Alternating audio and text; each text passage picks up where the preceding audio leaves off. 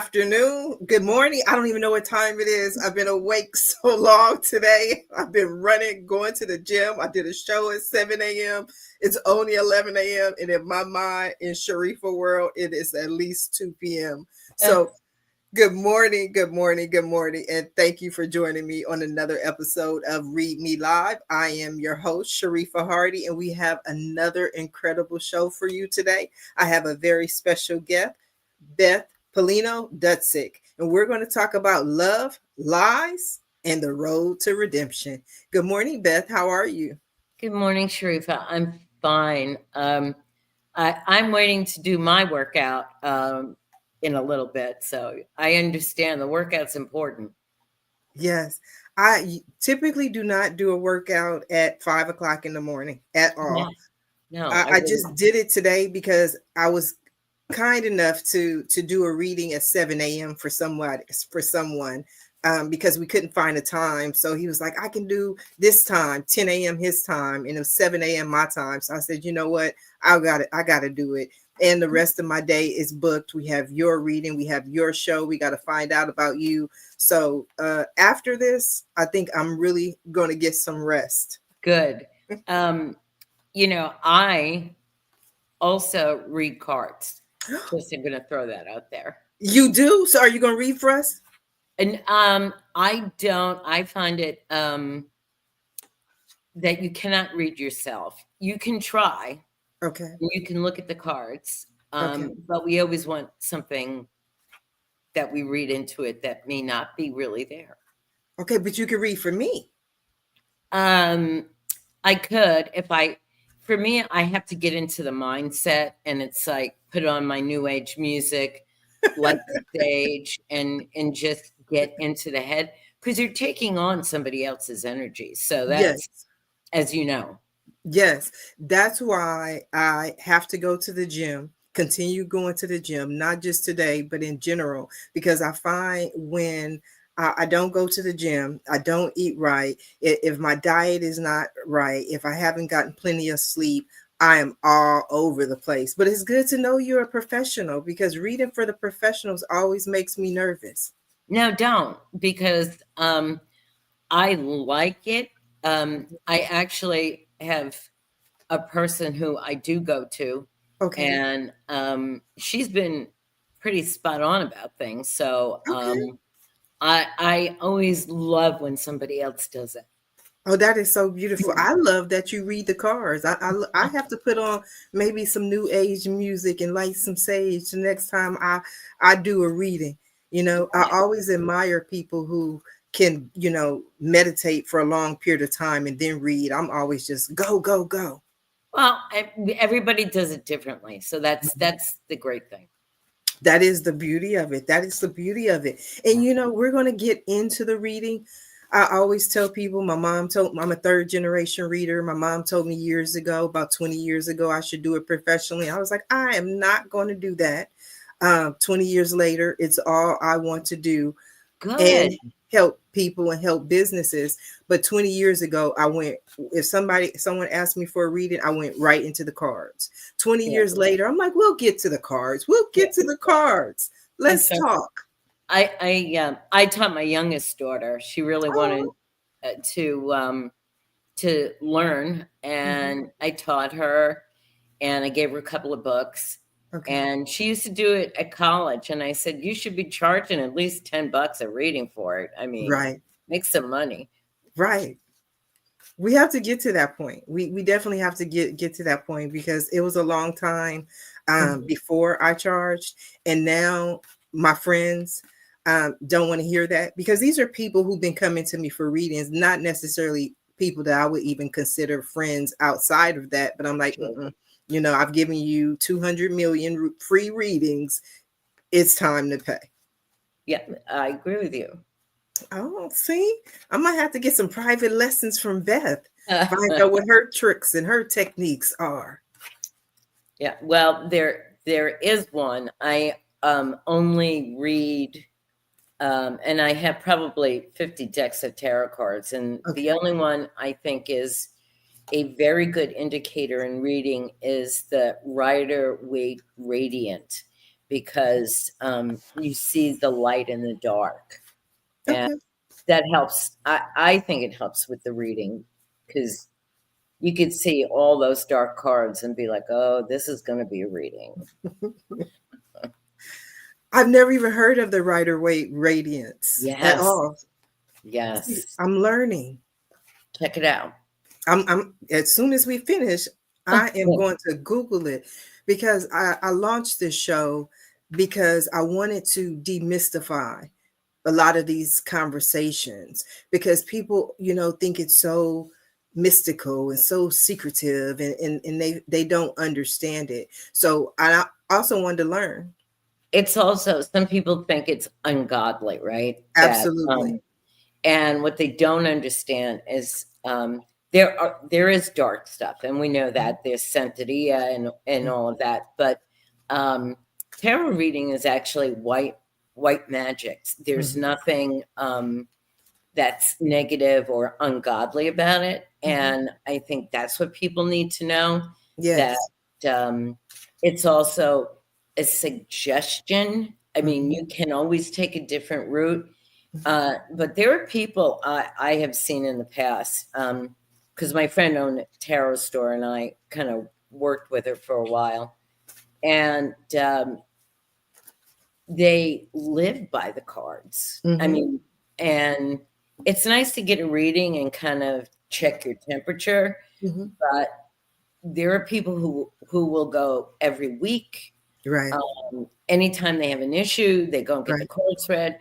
And I mean, I'm not against that, but it's also, you need to be somewhat in control of your own life. Right. And the cards are just an aid. And I think that's important for people to know that. I think what you just said is preaching the gospel. I'm actually getting ready to release a book on some of the things that you just discussed. And one of the things and I do understand that everybody's different, everybody reads different, but whenever I go and I see or I hear a reader who says the card says, and the card says, and the card said, I'm like, okay, I already know where you're at, because it's not about what the cards say. It's about what you say, what you feel, what you hear, what you pick up, what your intuition is telling you about this situation. I've had times when I've laid out cards and the cards didn't speak to me at all. Then all of a sudden I go in a completely different direction. This is what I'm feeling. This is what I hear. This is what I get. And that is, to me, a reader, somebody who's reading your energy. Yes, you have to read their energy, and certain cards for me might not be the same for somebody else.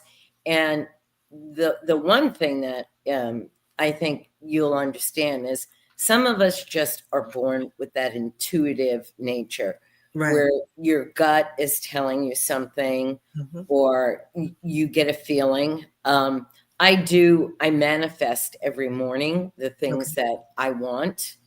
And it clears your head, and it's just that intuitiveness, and not everybody has it. And it's a special gift that is given to you. Well, thank you for saying that, because Beth, I feel like you're just over here in my world, reading my mind and see your psychic ability is coming through. We don't even need the cards, because you are detailing what I have been going through for the last week, with people telling me, Sharifa, this is your gift. You're gifted. You have to use it. You have to do that. This is what God gave you to help other people. And so it's wonderful to hear that you say that. Yes, and like you said, demystify. I think tarot is beautiful. Some people use it the wrong way, and I'm not about those kind of people. I think they should stop. Yes. I like to check in on certain readers, and I know right away if they're a bad reader, and you probably understand the same thing. Yes. Because when you know the cards, now it's a story when you put them all together, right? And some people come up with a story. I've gone to one or two, and immediately I knew, okay, I've just wasted $40 on this. But I see it through because you know when you sit down and they lay the cards out and Mhm. they're a bad reader. Um, Okay. but I've been fortunate that I've had good readers. Okay. Well, that's my main indication because I don't like to judge people and I understand people do it differently. Just like I know I do mine different, the way I turn Mhm. them over, the way I give the information. But for me, the main thing is when someone just says, well, the cards say, the cards say, the cards say. And Yeah. so that's like, run. But the other thing is for people, like you were saying earlier, who just go and get readings. I had to tell someone yesterday who asked me for a reading, and I'm like, I just read for you on that same issue. You know, I'm not going to keep reading and reading and reading. God answered you. He gave you an answer. We're not going to go back and be like, well, did you really mean to say this? No. And some things are just practical. Some things are common sense. Some things you just know, right? So I truly enjoy it, but somehow it's 11:11. We got into this conversation, and we were not supposed to be here. Beth, you didn't taking me down I'm the sorry. road. You said we're all over the place. So if you want to know anything about me, I can start talking about that. I can talk about a lot of things.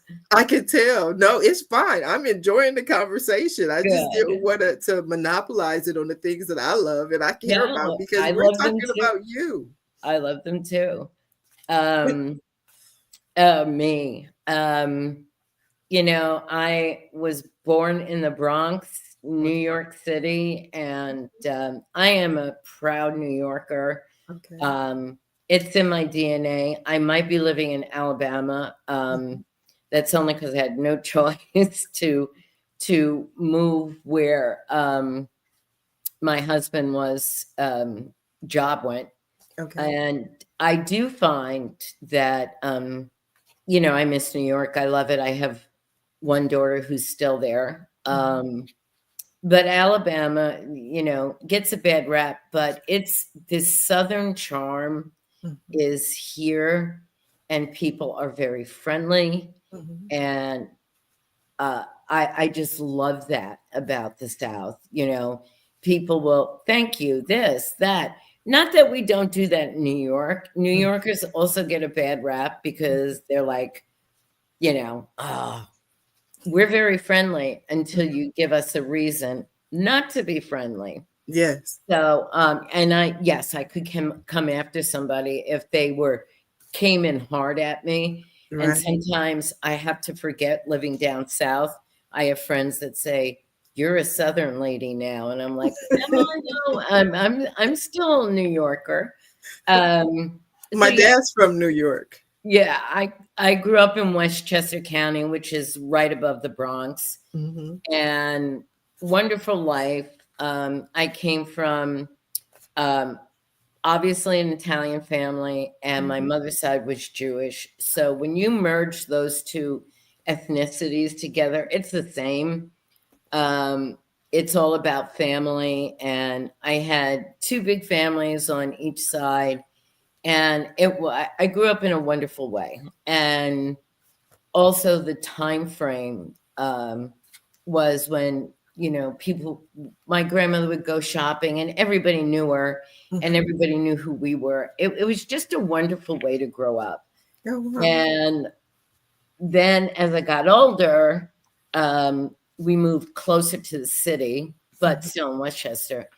And I was in high school, and it was the era of the in New York City, the club scene was very big. Bands, all trying to make it. Mhm. And I became best friends with the biggest band that was on the circuit. So Mhm. I was lucky. Like I got in right from the beginning with the good guys.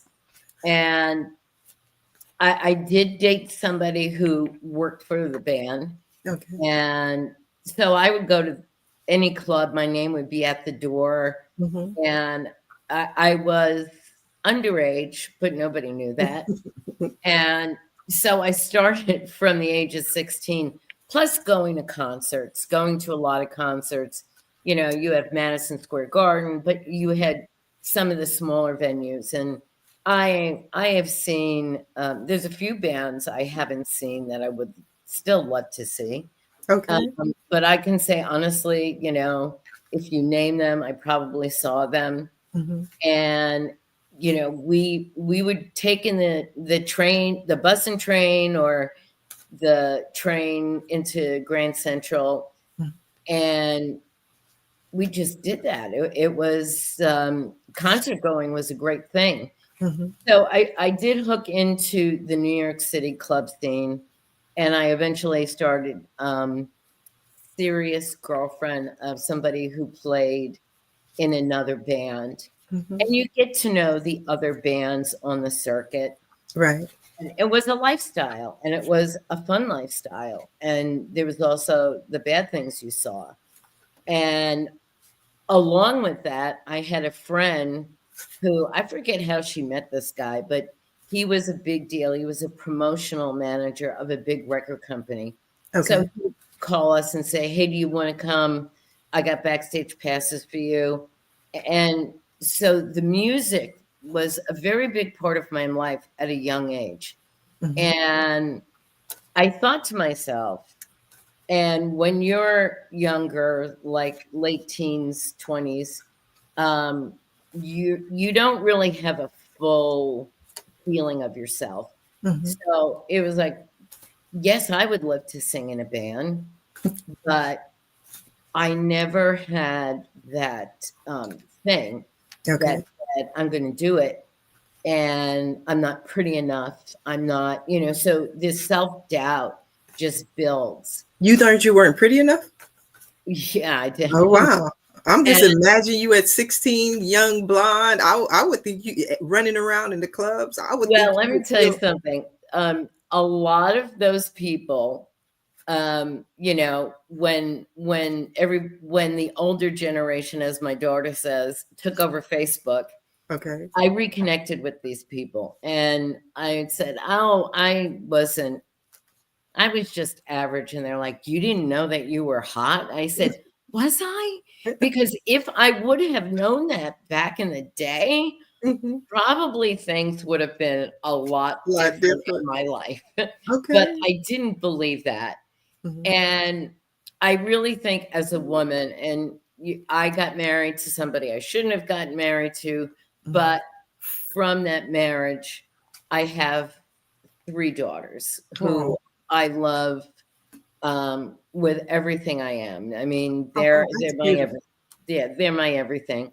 So that's the takeaway from a bad marriage. I And know that feeling well. I got 2 of my own. right. And then I became a single mother, Mhm. and I had to move my daughters from Hawaii because I Oh, lived there.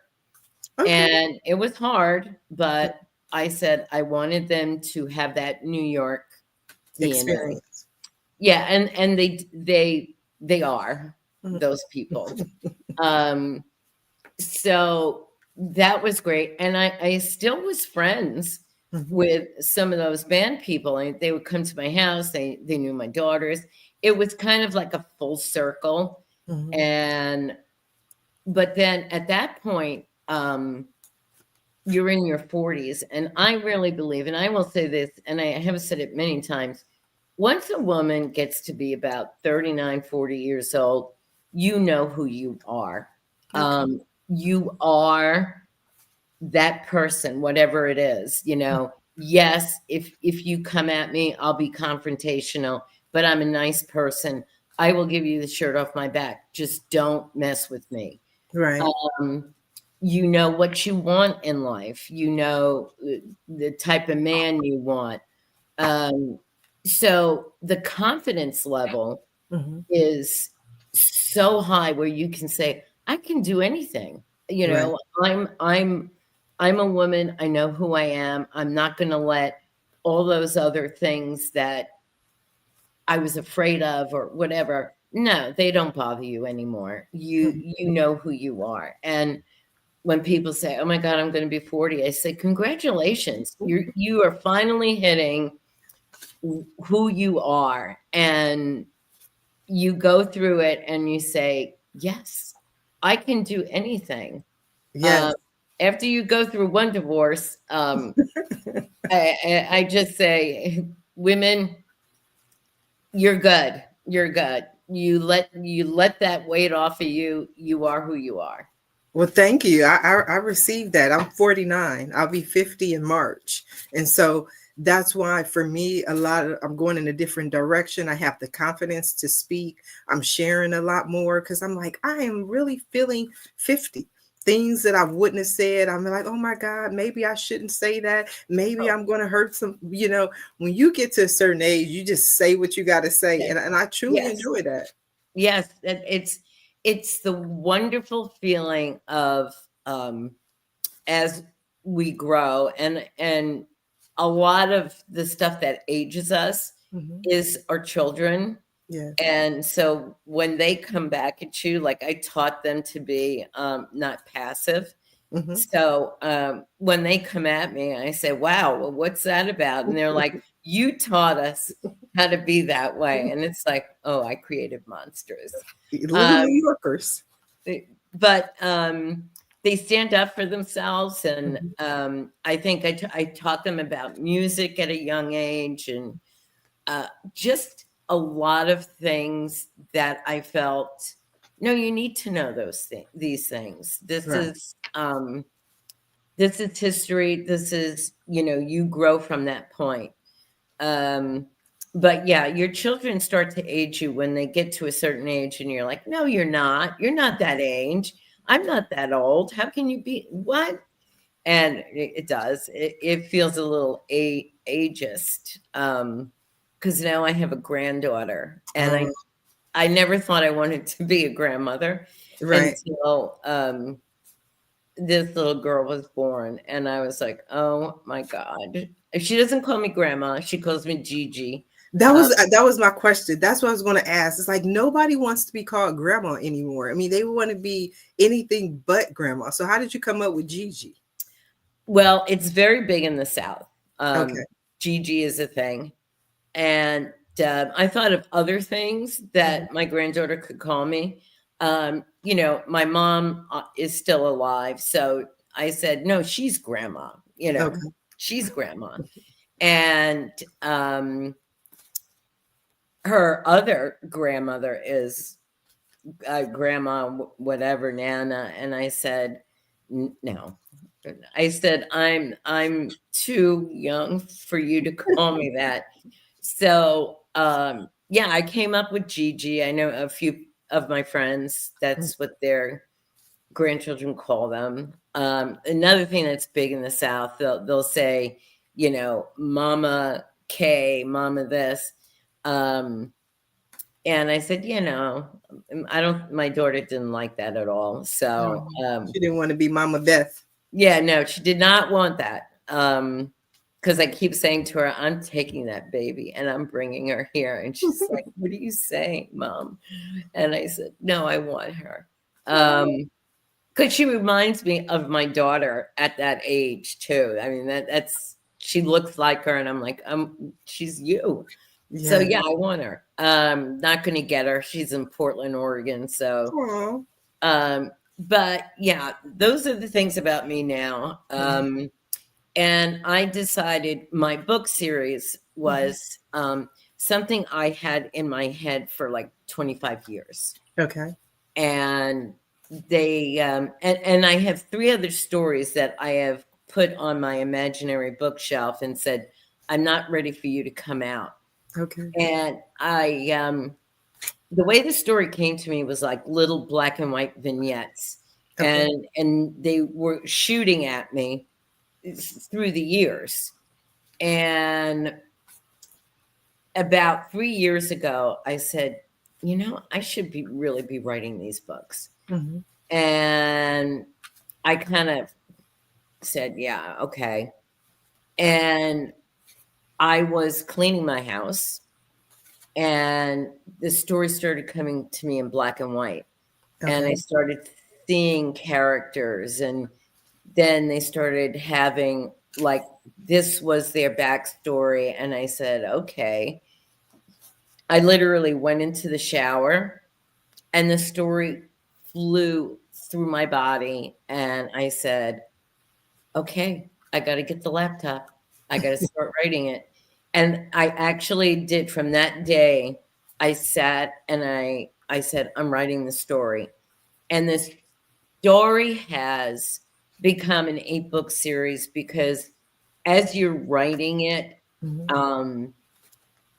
you see the story go in different directions. And Right. with romance books, they want you to have a certain number of word count. And I have a great team. I'm self-published, but I have a team behind me. I have Okay. a publishing consultant, an editor, Mm-hmm.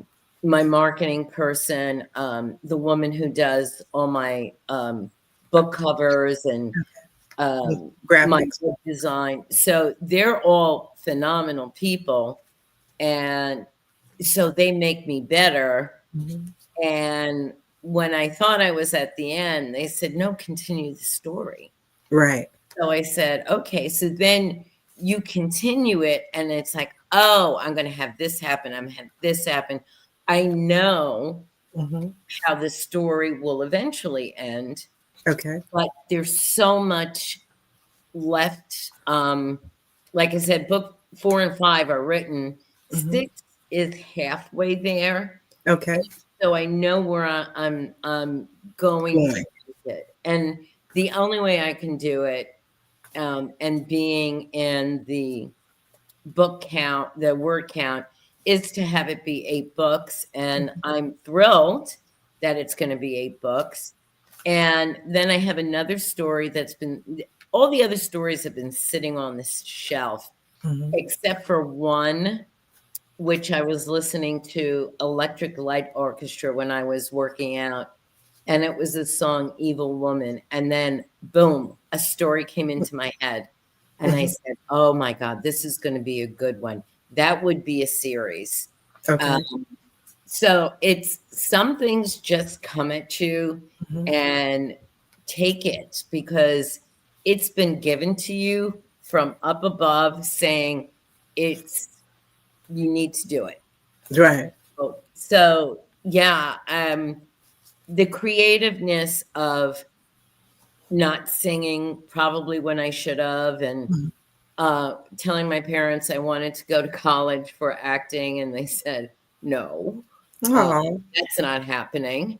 You take the straight road, which I did. Mm-hmm. So when you have that in you, just like you have that in you, right? Mm-hmm. It doesn't, it comes out in different ways. Right. And, you know, when I was the stay-at-home mom, being very, being a very prominent family in Honolulu because of my ex-husband, you find creative ways. You know, I gave the best parties. People always wanted to come. So that creative nature doesn't leave us. It takes a different form, but it will always come back to what you were meant to do. Did Oh. I think it was writing? Probably not, Mm-hmm. but I've written songs for my Okay. books because they're about a rock band. Okay. So I have about 16 songs I've written. Mm-hmm. And yes, I want somebody to help me put the music to it. And I'm talking about somebody that's pretty popular. I want somebody really, to collab with me. And And I believe you're gonna get that. But I want to go back to the books, Beth. You said that you received a download when you were in the shower, and it for you it always amazes me. That's why I love speaking to the greats and to people, is because for them it comes across as it was just that easy. You self-published, and I understand go get the laptop, but how did you go through or figure out the process of self-publishing? well, I have a sister-in-law who wrote a book, Okay. and she's much younger than me, and um, her family background has a lot of creative entertainment, I'll just say. Okay. And she told me she was writing a book, and she went through a literary agent, and I was reading up on all this stuff Okay. as I was writing the books. And if you're a first-time author, to spend the money on a literary agent who's now going to pitch your book to a publishing company, Right. Will take years. Okay. And if the literary agent doesn't think your work is good, they're not even going to promote it to a publishing house. Okay. So I knew for me, and I read a lot on indie authors, and I came across two really bad people, because there's a lot of bad indie author people who will help you. And so I went on this site that was called Alliance of Self-Publishers. And believe it or not, there was only, and they rated them green light, yellow light, red light. And I dealt with a couple of red light people. And there was about only 8. There might be some more now, but there was only 8 people. I spoke to every one of them. And it came down to 2. And I went with the publishing consultant who I have now, who is very well established as a publishing consultant. And I know that, every time the next book is ready, it's like, here it is. And she's like, okay, here we go. And the pattern continues, and then it goes to my editor. So I really have a cohesive team. And I always say to them, okay, let's get the band back together. We're doing the next book. And they're all excited. They love the fact that it's a series, and they're just, they're Team Beth, and they love the idea. So I'm fortunate. It is an expensive proposition if you're going to do it right. No lies, it's going to be somewhere between 15 and 17K. And that's just to get the book out there. And the marketing doesn't stop. I mean, I'm actually in the middle of a promo, which is a virtual book tour, and it's just a lot of work. But it's happy work. I don't mind all promoting myself. I believe in promoting myself, and I've gone to romance conventions, and I'm doing one next week, actually. And I'm booked up for 2026. Congratulations. It's great, but when you meet authors, and my team told me, they said, you're different. You want to be out in the public eye. You do. And a lot of authors want to hide behind a pen name. They don't want to talk. They don't want to put themselves out there. And I think that's a mistake, because you as the author are the brand, and the books are a brand. And so you need to tie the two together if you want your books to be out there. So speaking of tying the books together, do you have one of your books handy? Well, I of course have them handy. I want to tie it together. I want to see what we're talking about. Okay. There goes that. Okay. So I'll start with my first book, which is called Playing Hard. Playing Hard is a beautiful cover. Yeah, she does beautiful work. She does. Yes. And I said, the girl in the white crochet dress means something to the story. So I will give her the book's about this. And she's like, okay, got it. And then she'll create this cover. And playing hard means when you start out in the beginning, it's hard. So every book is going to be playing something. And the second one, which is, I think, a very, I don't want to say dramatic in a bad way, but there are things that happen in life. And this is one of them that goes on in the music scene. And, it's the trials and tribulations of what happens to you when you get a little bit of fame, you get a lot of fame. Okay. So, Playing high. yeah. And so, yes, playing high, you do. That is part of the music scene. And, you know, I don't shy away from it because it is a real thing and it was back then. So you need to be real because people will know you're not real Not. if you don't put it in there. So playing rough Mm. is about the aftermath of Oh, playing high, okay. but it starts to lend itself Mhm. into the next book, which is not ready, and it's going to be called Playing Dirty. Playing dirty. Yeah, and book 6, my marketing person and I started coming up with, because everything's going to be playing Playing. something. So we have an idea for playing 5, but I know my publishing consultant will definitely have a say in that. So even though, like, I'll bounce ideas off of them, Hmm. and my marketing person said, "What about this for book 5?" And I said, "Yeah, I like it." I said, "But we have to go through that person because she's very good, um, and I trust her. So Hmm. if she has a certain opinion that's very strong, I will always, say, okay, I trust you. I do trust them and they want me to succeed. So I think that's important. And, I could be doing this into book 4. Hmm.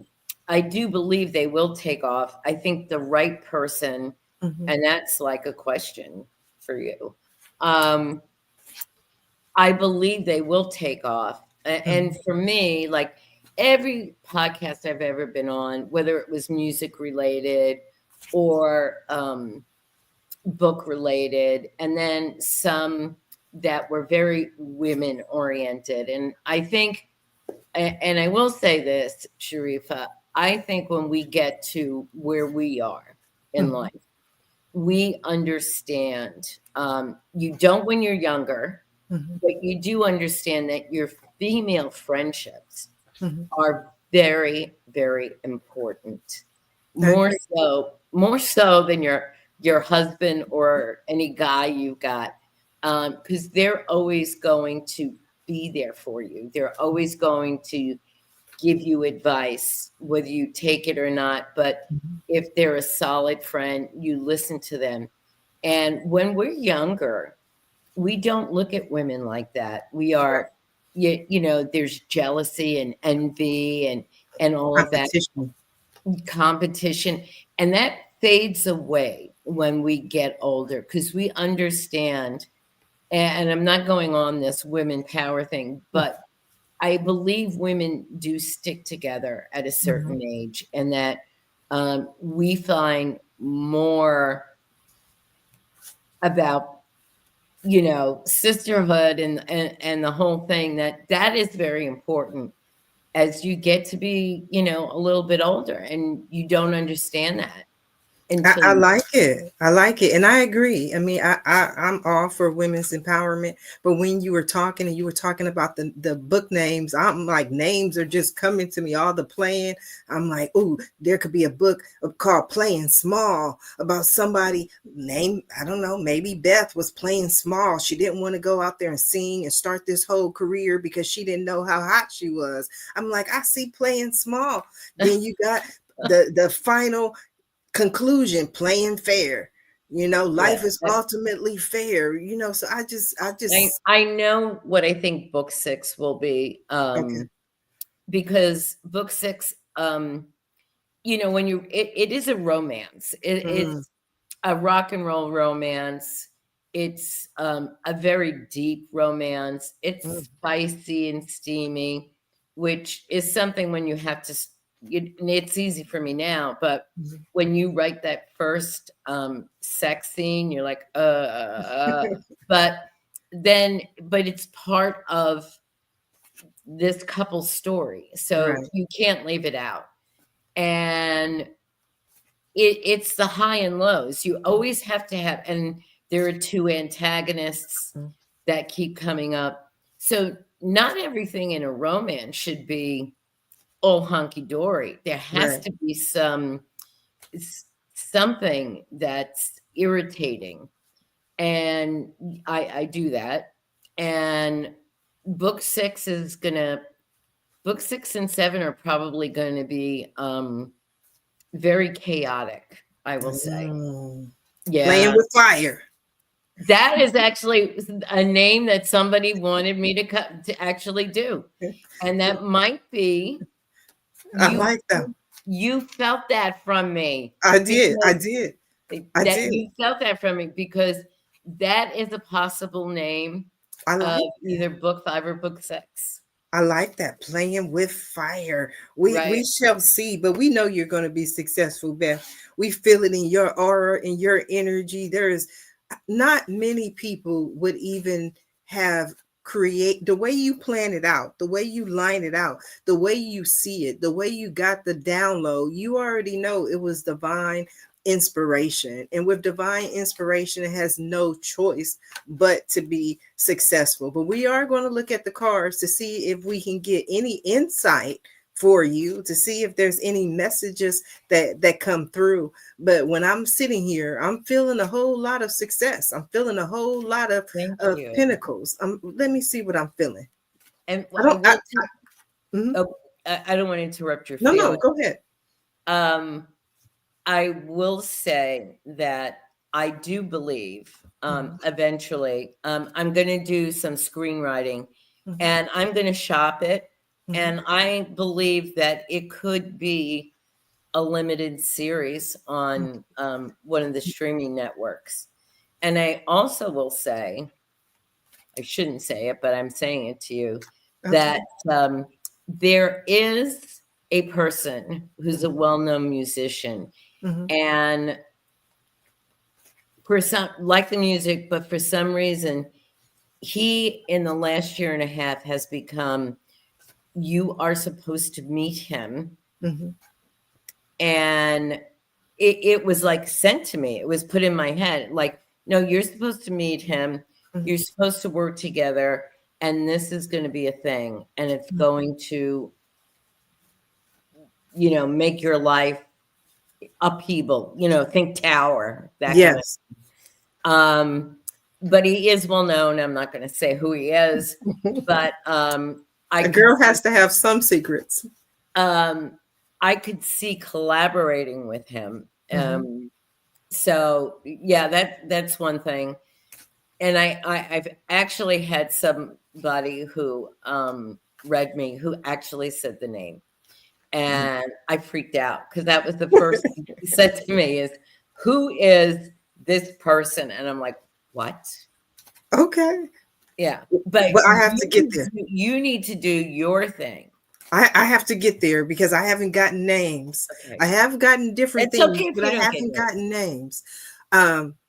But I want to go back to what you were saying. I can definitely see you creating a film project on a network, and one of the larger networks, because you have the wherewithal and the resources to make it happen. I mean, anyone can get on Amazon.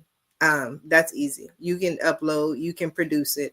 Tubi is very easy to get on, because Tubi is a huge Yeah, I have it on my TV. I never watch it. yeah, I mean, but it's a huge search engine, which is relatively easy to get a show on. I have several friends that have produced shows that are on Tubi, but when you start talking about major platforms, I'm talking about Hulu, Netflix, exactly. I see you on a major network, but then I also see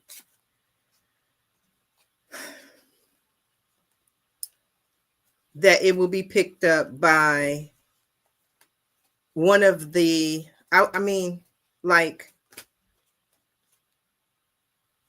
Sony, MGM, like those kind of networks. That would be phenomenal. I mean, Sony is also music, so Right. they kind of go hand in hand. Yes. That your connections, your people will walk you in those music doors. That's what I see. That's what I feel. Um, yeah. You definitely gonna do a show and you definitely gonna get picked up. But let's see what the cards have to say. Sharifa, I am loving this and I can't wait. I don't know, but the first thing that came to mind was Sony. Um, Sony MGM, Sony. Um, I just been shuffling. I went in a different. We went in a whole different direction today. I told you at the beginning. I was honest with I you. love it though. When I wake up too early in the morning, I have no idea where I'm gonna go, what's gonna happen, what we're going to do. So I usually shuffle. I shuffle during every reading. For me, that's my sign to spirit that I'm about to do a reading. That's also a way for me to break the energy from the past reading. And it's also a way for me to concentrate and focus on you and connect to your energy. So I've just been sitting here as you've been talking to me, telling I've been me watching you shuffling. that's how I concentrate. That's Yeah. how I focus. But for me, the first card is always your issue, your main issue, your main theme that's running through your life. And for Yes. me, that's the 10 of Cups. Oh, that's a Right? wonderful card. Yes, it is. It's one of my favorite in the deck. So your issue to me is 10 of Cups to me is fulfillment. It's those happy times, those family times when everything is well, all the cups are full. It is a beautiful sign, a beautiful time in your life. So fulfillment, 10, completion of this cycle, this journey that you've been on. But it's also numerology. In numerology, it's a 1. So that means it goes back to the beginning, starting over a new cycle, a new journey of your life. And I can see you doing that. So you've gotten to one level, especially with your books, but it's now for you to time for you to take it to the next level and go into production. The next card that you have is the Devil. Oh, I know what that means. Okay, well, I'm glad you know what it means because you know the cards. Because some people read it and they get afraid. I always read it as overindulgence, overindulgence.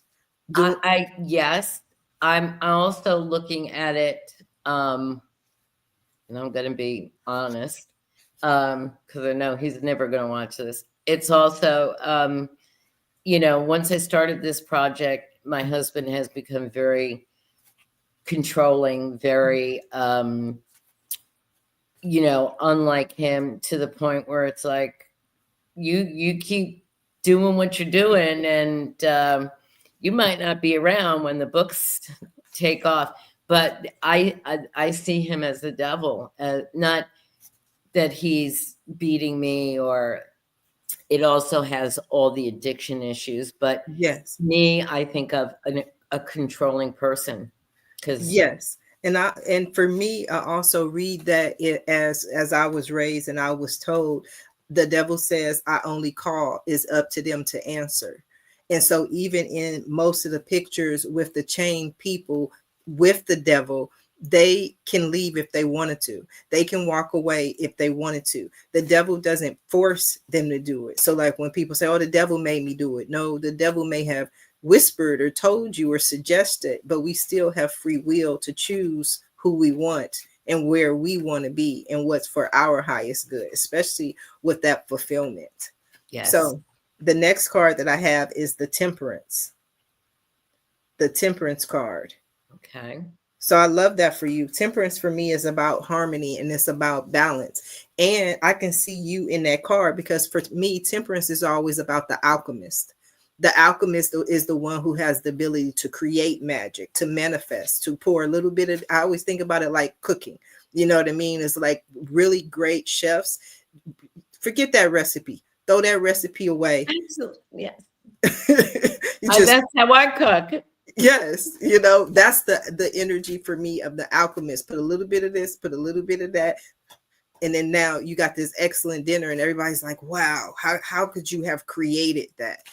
So I also see that as divine inspiration just coming down. That to me is the energy of downloads, where you know when it's enough, when you need to add more without having to again read the recipe. Because the next card, this is beautiful. I told you, the Star. the star card, and this to me is the card that confirms that you are going to get your wish. You're going to get your wish. You're going to make it happen. Just be clear. I always say when I get the star, that card speaks not to where you are right now necessarily. It could be, but it always speaks for me to the child within us. That child who always had big dreams and really wanted to do certain things. And as we got older and our parents told us, no, we can't be an actor, no, you're not allowed to do these things, but tap back into that energy of that little Beth inside who dreams big. It was so funny because I did one of the last readings, the star came up, and I was like, to me, this is about dreaming big. And the guy was a teacher, and he was like, that's so funny that you said that, because whenever I sign my students' yearbooks, I always sign dream big. And I'm like, well, that's your confirmation. That's what it's saying. It's not about dreaming small or playing small. See, told you that book coming again, playing small. I know. Don't play small, Beth. This is not about playing I small. might have to add that. I gotta say, I might have to add that. That's the message. It's repeating itself. Do not. And I'll have to put small. you in the acknowledgement saying, she told me to write this. Yes. I need credit. I need my credit. You'll get it. I love this for you too. The next card for you is strength. I do. I need strength. I'm sorry, say it again. I said I need strength because I have a feeling where everything's going. So the cards that you're pulling, like temperance and the star, now strength, I am going to need strength because, certain members of my family are not loving everything that I'm doing, because they don't want to be in the spotlight. And I do. And so, yeah, I need to have that strength.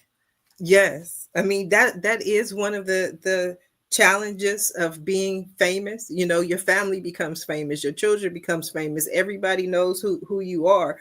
But I love this for you. I don't know who else doesn't love it, but I love this for you. You getting major arcana cards, major lessons, major shifts. And the strength for me is always a beautiful, beautiful sign, because in this picture, the lion is laying down with a beautiful lady, and there's no one else in the world but a beautiful lady that can make a lion lay down, because the lion is not there by force. He's there because he wants to be there, because he chose to be there. If he didn't want to be there, he can get up and go. So this is not about brute force, doing it the hard way, doing it through masculine energy. This is about using your inner strength, your inner wisdom, your inner you.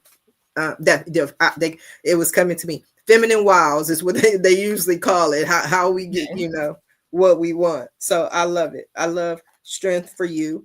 And then I love this. I love all girl. The Ace of Pentacles. Oh, I love the Ace of Pentacles. Yes. The Ace of Pentacles is one of my favorites, because the aces for me are unlimited. To me, I always think of aces as a baby in utero, right? So when it's in utero, it has the full possibility to be anything. It can come out and be a doctor. It can be a president. It could be anything. It could be a criminal. It could be whatever. But once it's born, it actually becomes tangible. Whereas the ace is the full potential. So again, if we're dreaming big, we want to dream,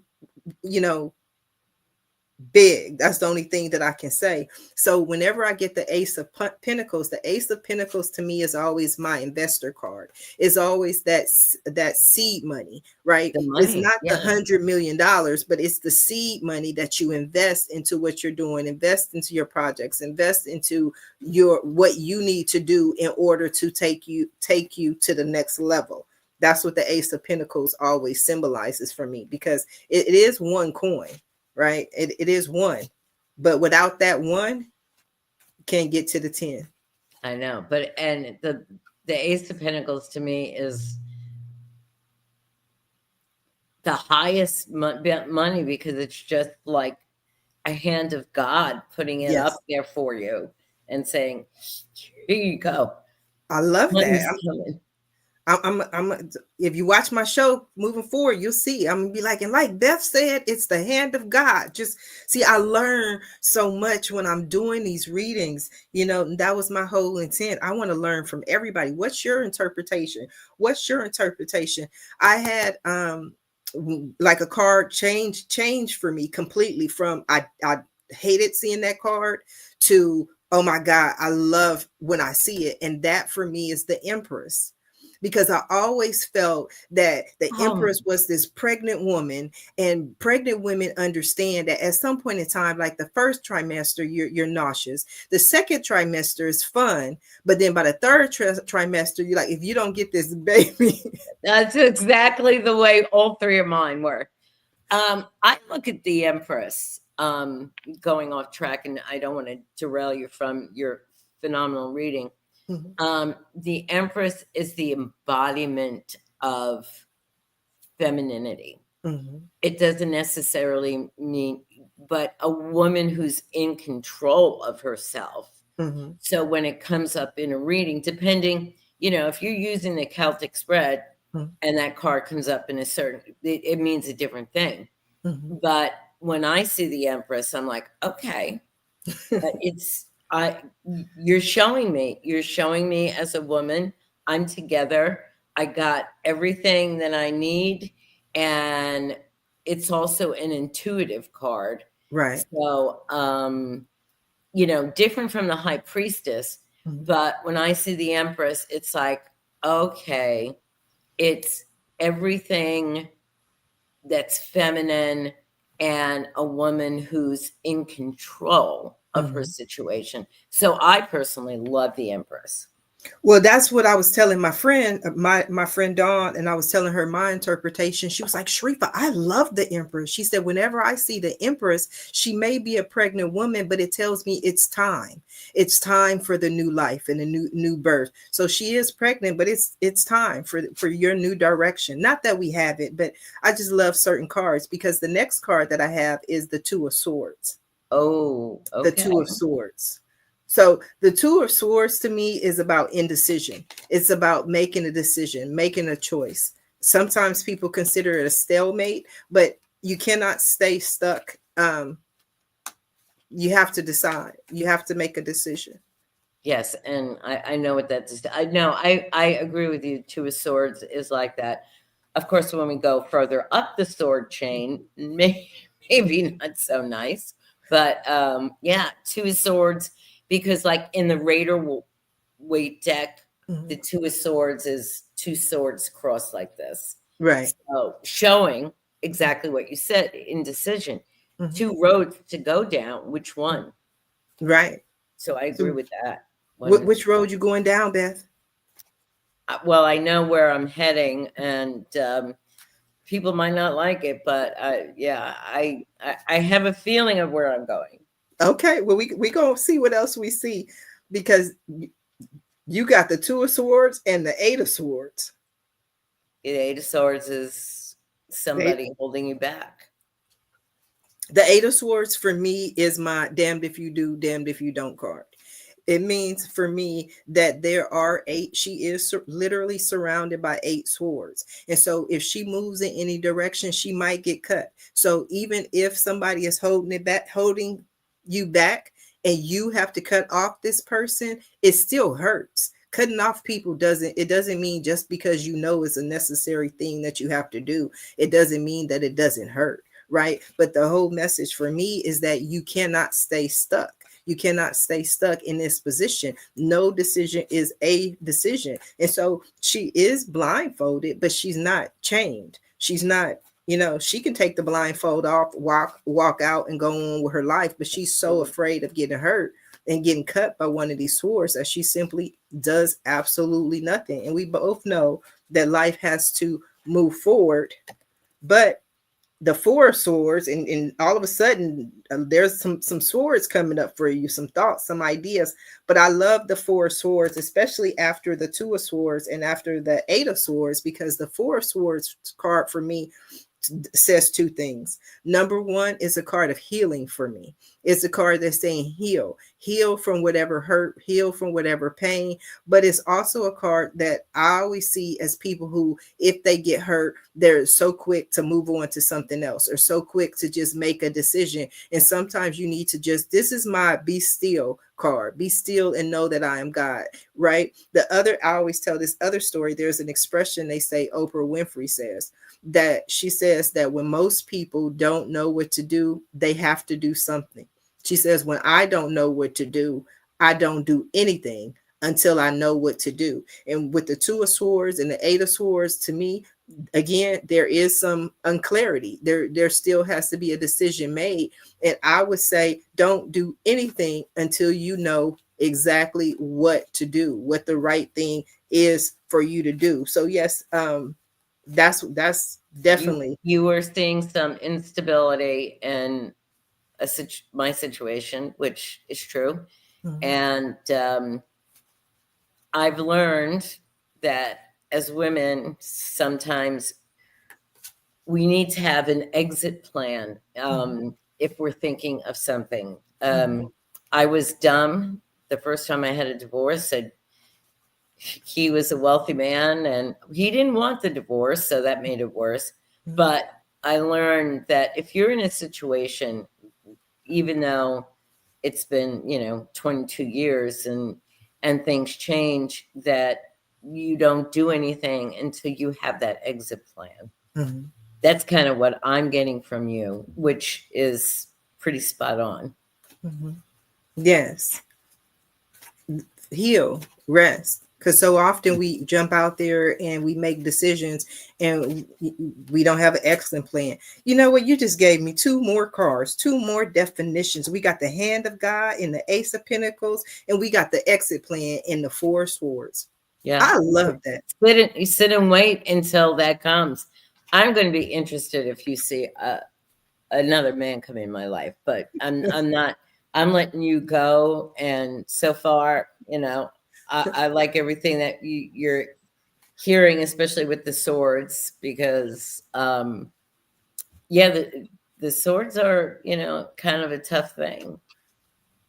Let's see what I see. But it's not like you said, the Eight of Swords, it's a decision to be made. And you don't see it, but you and the Four of Swords just sitting there and saying, okay, wait, I know what I have to do. I can't do it yet. I like you, Beth. You funny. At the end of the day, Beth, the Five of Swords. Oh my God. So got a whole row of swords. For me, the Five of Swords is about arguments. It's about petty disagreements. It's about conflict. It's about going through it. It's about, wars. It's the upside, because even in saying that, I probably typically wouldn't say all of that, especially on a live. That would be more of a private reading conversation. But the upside for all the boys and girls who are listening, for me, in the Five of Swords, is that it's a minor arcana. It doesn't have to be a complete, it's arguments, and people argue. Some people, I have seen people. And I probably you said something, I forgot what it was, but you was like, I probably shouldn't say this. I probably shouldn't say this. But I have seen people who argue, and I want to go and divorce them. I'm like, I don't know how you guys do that. And then 50 years later, they still together. And then you see people where they just so happy, so sweet, and you really be like, and then they wind up not being together. I'm like, how do these people do it? So nothing is impossible. With God, all things are possible. But there are definitely. The card resonates with me. Let's just say that. Okay. It is. It couldn't have been more truthful. Okay. Well, the question was, are you going, a new man coming in? But we know we have to close old doors before new doors open. But you got the 10 of cups, you got fulfillment, you the alchemist. You are you got the star. So there's so much hope, there's so much renewal, but there are some decisions that you have to make. So did this reading resonate with you, Beth? Yes. Okay. Do you have questions for me? My only question is, I know I'm supposed to meet this person who has the ability, because he's well known. Mm-hmm. And he finds an interest in my books, and then because they're songs, and that's kind of what he does. I have been told that it's a karmic connection. There's a reason why the two of you two have to be together. Mm-hmm. Like from something in the past, something from, it was meant to be that. Mm-hmm. And so that is what interests me, especially with all the swords around me. I'm hoping for it comes out to a better outcome on the other side.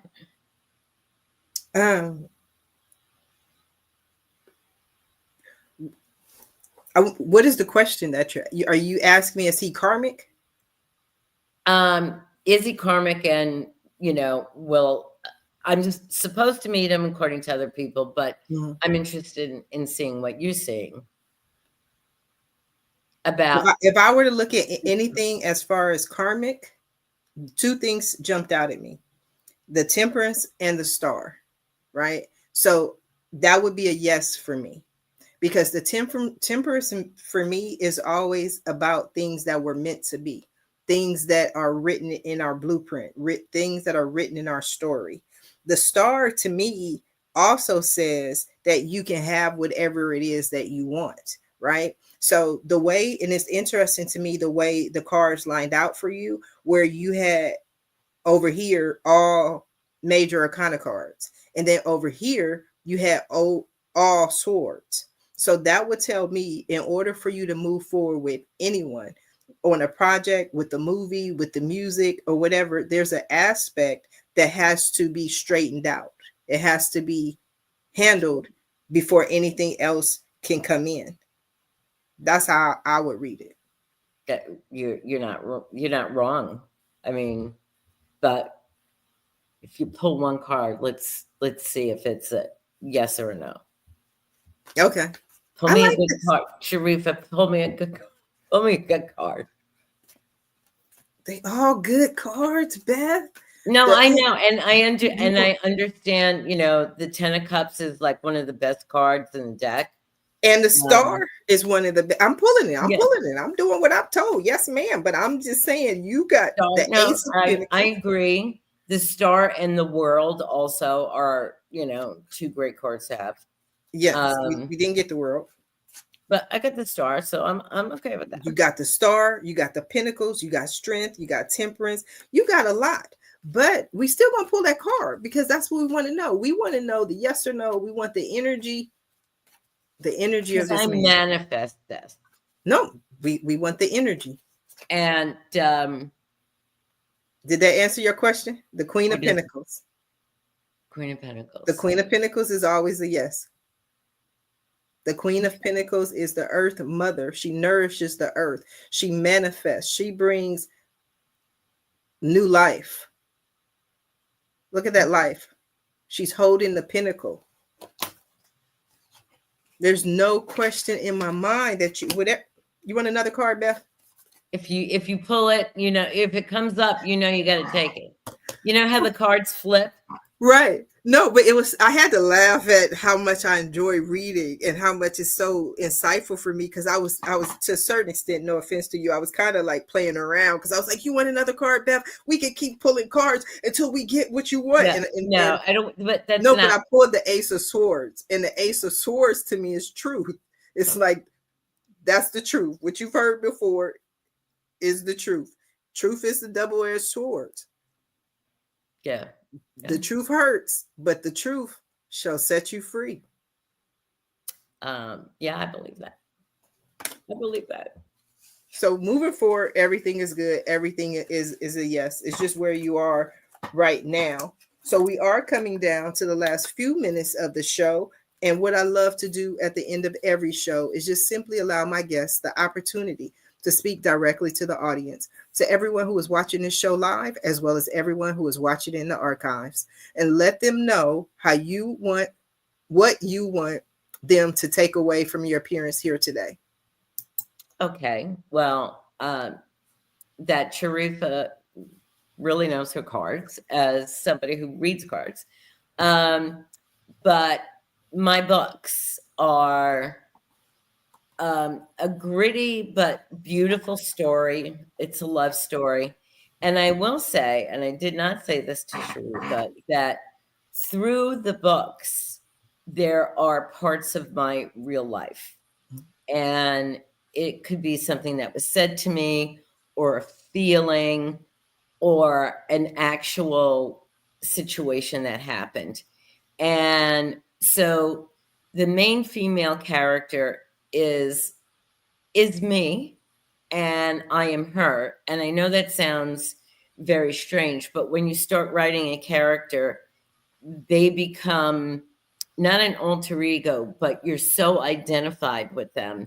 And I think that in my reviews that I've gotten, people love the fact that my characters pop, and they do.